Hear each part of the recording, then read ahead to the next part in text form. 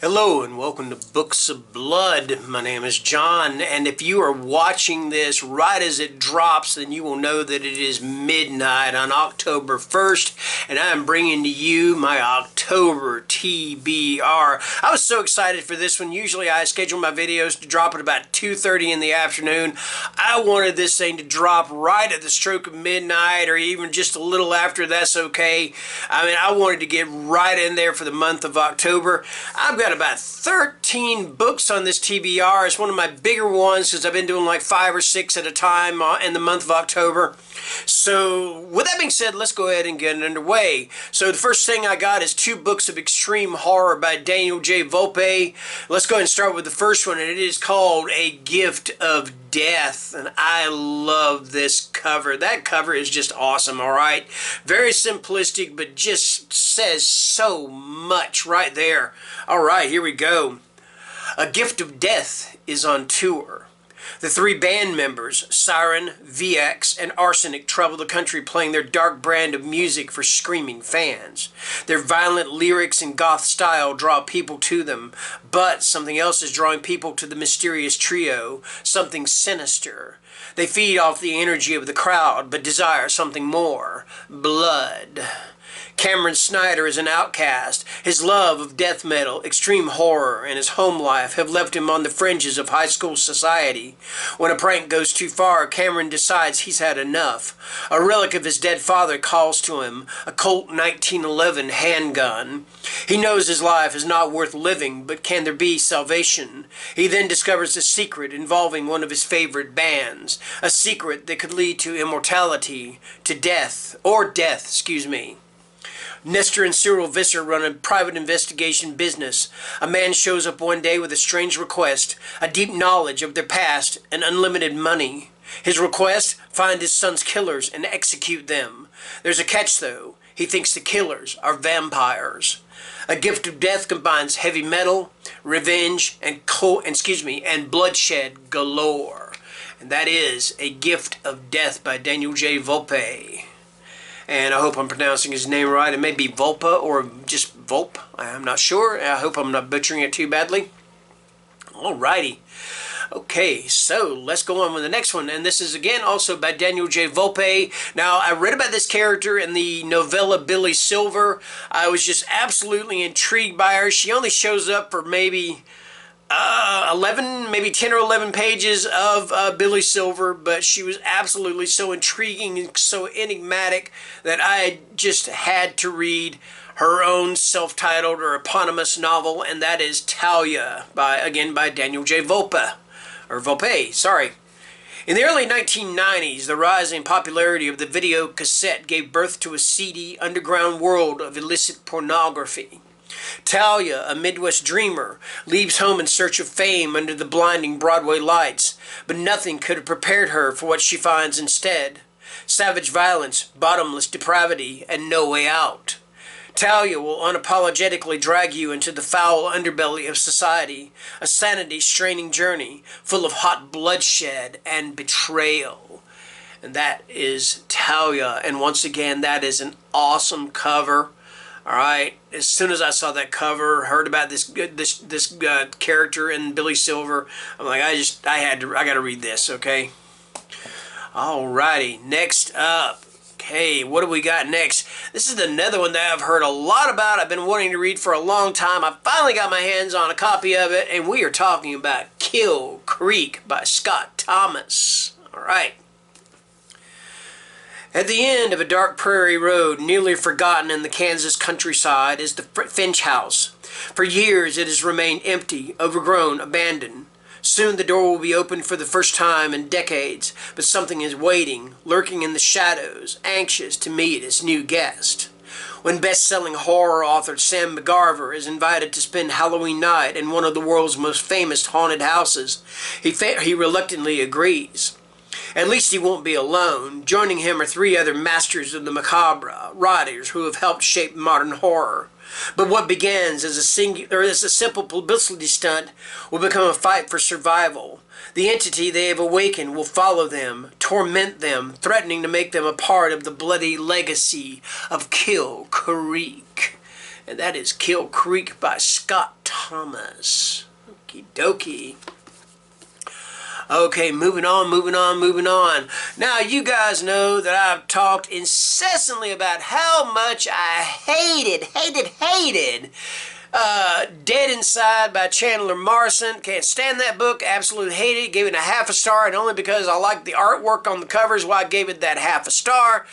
But that does not mean I would not give the author another chance, and I would not read anything else by them. And I'm going to do just that with the Splatter Western. This is number 11 in the Splatter Western series from Death's Head Press. This is Human-Shaped Fiends. And once again, it's got a cover that just knocks it the hell out of the park. Alrighty. Or as Matthew McConaughey says, alright. Okay, Los Angeles, 1854. Felipe Alvatre and a band of teenage outlaws set out on a brutal, seemingly random killing spree across the San Gabriel Valley, igniting the ire of the Los Angeles citizens. Sheriff James Barton wrestles with a rapidly escalating crime rate and a populace that demands more from the corrupt do nothing legal system as the bodies continue to pile up. The crimes of the young Alvatre gang become symbolic of a greater frustration, and the sheriff faces mounting pressure to bring the outlaws to justice. His greatest battle, however, comes from within, and his responsibilities soon play second fiddle to his struggles with addiction and his toxic, unrequited love for a mysterious prostitute. And that is Human-Shaped Fiends by Chandler Morrison. And what is Chandler wanted for? He is wanted for Dressing to Kill. And Dress to Kill was also the title of an album by Kiss, by the way. And of course it was also a movie directed by Brian De Palma, starred Angie Dickinson and John Lithgow. The more you know. Alright. Also, knowing is half the battle, says G.I. Joe. Okay, now this is a reread. I read this book on Kindle. I love this book. I want to reread it again. I have always wanted to get my hands on a physical copy. Barnes & Noble had a copy of it in hardcover. I am, of course, talking about Carmilla. This is the one. This was before Dracula. This was an inspiration for Dracula. And I just want to do a reread on this. If you don't know what Carmilla is about a female... It is a female vampire story. It is a vampire story. It is about a young, mysterious girl who is named Carmilla. And she comes to visit this family, and there's this other, the daughter and things. And vampire stuff ensues, okay? I don't want to give away too much if you haven't read it. I love this cover. I love how you have the outline of the female, you got the, is that the face? Yeah, that's the face, and the lips there, and the hair, and the figure in the red, and the foil cover. Love it. Alrighty. Next up, I was watching a movie the other night called Malevolent, starring Florence Pugh. I love Florence Pugh. I think she's awesome. Loved her in Midsommar. Loved her in Black Widow. Big fan of hers. And this was an early one. I think it was 2 movies before Midsommar. And I just decided to check it out. It said it was based on a novel called Hush. And this is by Eva Constantinopoulos. All right. Angela Sayers is on the verge of a nervous breakdown. Convinced by her controlling brother to stop taking her medication, Angela's world unravels just a little more when she discovers she can communicate with the dead. It's not a welcome revelation. Her dead mother was driven mad by this gift. Eager to capitalize on their mother's fame as a medium, her brother forces Angela to publicly become the unwilling heir apparent. Soon, Sayers' medium services is shamelessly exploiting the fears of the most vulnerable, the elderly, the feeble-minded, the grieving, for obscene profit. Uncertain if her increasingly fragile state of mind is caused by lack of medication, sleep deprivation, or guilt, Angela endures a plague of sleepless nights. If she's going to have any semblance of a future, she knows she must find a way to confront her own demons, including the fear that is all in her head. When they are hired to cleanse an old orphanage that is genuinely haunted, it's up to Angela to get everyone out alive. But with reality slipping away, can she escape the prison of her mind long enough to save them? And that is Hush by Eva Constantinopoulos. Alrighty. Okay, moving on, moving on, moving on. We have got another Splatter Western here, and this is book number 10 in the Splatter Western series, and this is by Cody Higgins, and this is They Built a Gallows for You and Me. All right. Was the threat of death all we needed to die? When smiles act like monsters in the dark who are pretending to be friendly, it's hard to know where to put our trust. As a mysterious sickness starts killing the children in the town of Salina, the townsfolk find themselves distraught and searching for answers. A new family in town seemed to bring forth the illness. Did they bring it with them? Are they causing it to happen? Or did the family stumble into something dark and sinister, something with witchcraft on its lips? And that is human-shaped fiends. And Cody Higgins, he is wanted for heresy. All right. And I believe there is a reward, $1,000 reward on his head. All right. Okay. And that's not for real. I mean, that don't mean, if y'all see stuff like that and you are not able to separate fantasy from reality, that is fantasy, actually. So do not go trying to find Cody Higgins and to gain the $1,000. That's not cool. It just wouldn't be cool. So anyway, next up we've got a novelette by our very own Spooky Noodles, Nicholas Gray, and this is The Woman Shrouded in Flies. And once again, that's another awesome cover. Young Troy is sick of his parents fighting. Even while camping on a supposed vacation, all his parents seem to do is bicker. Bitch, bitch, bitch, bitch, bitch. Alright? I added that part in. Anyway, Trey has had enough of it. He storms out of the camper and runs out into the neighboring woods, where he stumbles over something horrifying. His parents are too wrapped up in an argument to notice their only child is missing. Is it too late? Could be. Who knows? Not unless you read The Woman Shrouded in Flies, and that is exactly what I tend to do. Alright, next up. Now this one isn't horror per se, and I hate that term. I don't know why I said that myself, per se. When did we start saying that? People say that all the time now. It's just, I don't know, it's just a strange statement to me, or saying, I don't know why, but it's just weird to me. Anyway, this is Harley Quinn, Mad Love, and this is by Paul Denny and Pat Cadigan. Harley Quinn always, to me, just kind of danced the thin line between comic book and psychological horror in some ways. Same thing with the Joker. Both of them are just kind of, so their insanity just can go into either direction. So yes, this is Mad Love. When she was 7 years old, Harleen Quinzel witnessed her father being beaten up by thugs, then arrested by police. Pursued by the men who brutalized her father, she beheld unimaginable horrors. Years later, Harleen escapes her childhood of poverty with a career in psychiatry. She discovers deep in Arkham Hospital something dangerous and alluring, the Joker. Why would she settle for love when she could have mad love? From the moment that Harleen finds a rose on her desk to the moment she dons her Harlequin hat, this is the definitive story that chronicles the birth of one of the most controversial and popular comic book supervillains ever created, Harley Quinn. All right.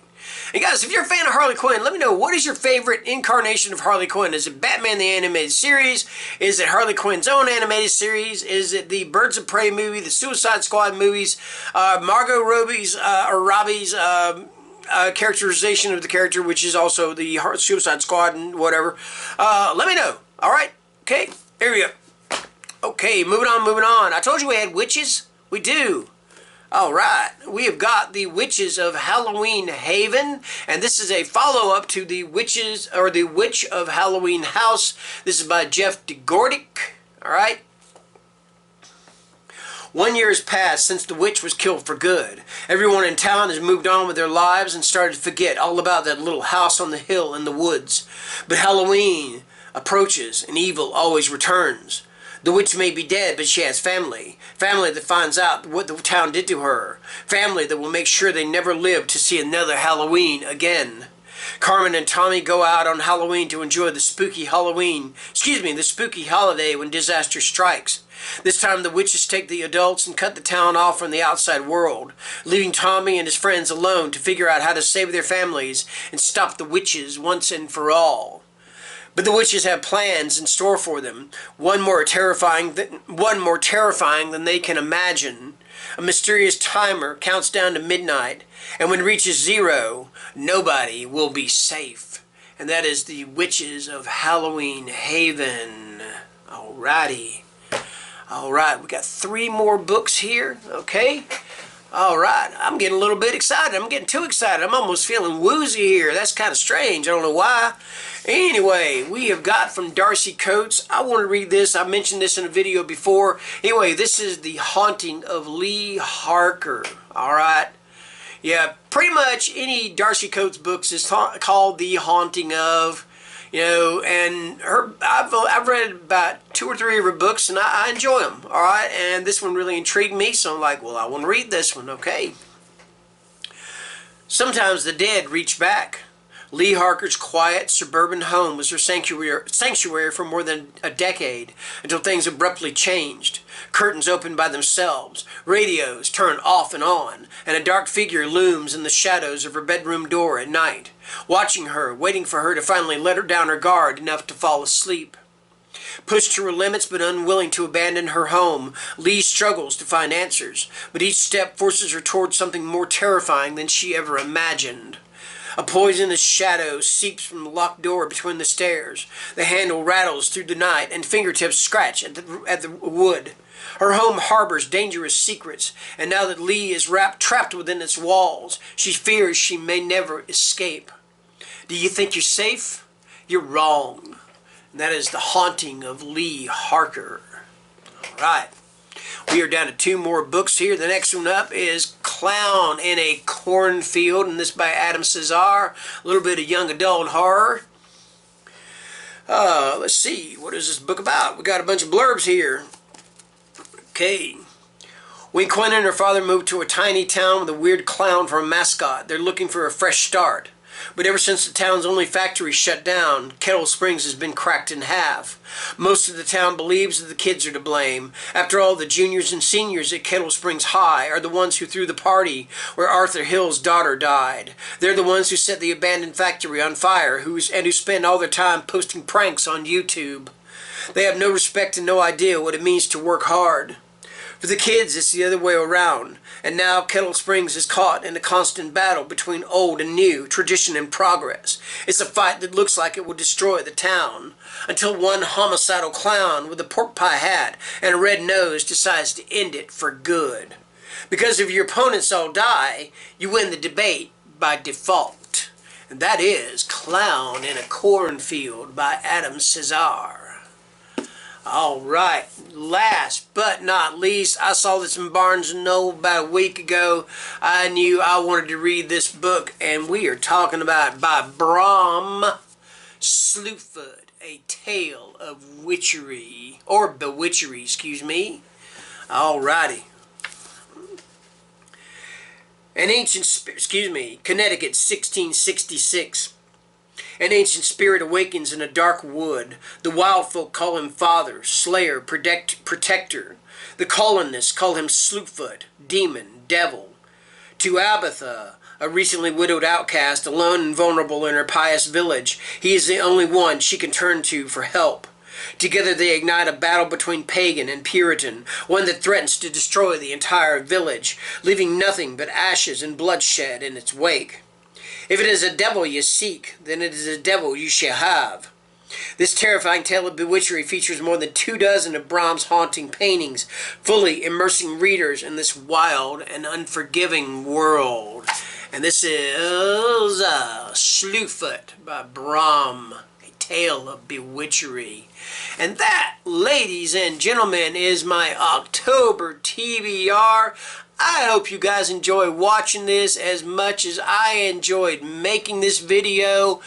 That being said, this is not something I usually ask for. In fact, I very rarely ask for it. But if you guys like my videos, then please be sure and hit that like button. Hit subscribe if you want to see more videos. And please hit notifications if you want to see all of my videos. Okay? And that is going to do it. Thank you very much. Happy October. Happy Halloween month and all that.